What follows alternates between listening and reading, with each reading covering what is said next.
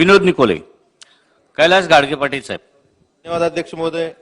अध्यक्ष महोदय, अल्पसंख्याक विद्यार्थ्यांच्या समाजाच्या विद्यार्थी युवक व युवती यांच्या शैक्षणिक आर्थिक व सामाजिक विकासाच्या त्यांना मुख्य प्रवाहात आणण्यासाठी राज्य शासनाने बार्टी सारथी महाज्योतीच्या धर्तीवर मौलाना आझाद संशोधन प्रशिक्षण संस्थेची मार्टीची स्थापना करावी अशी मागणी बऱ्याच दिवसापासून होत आहे.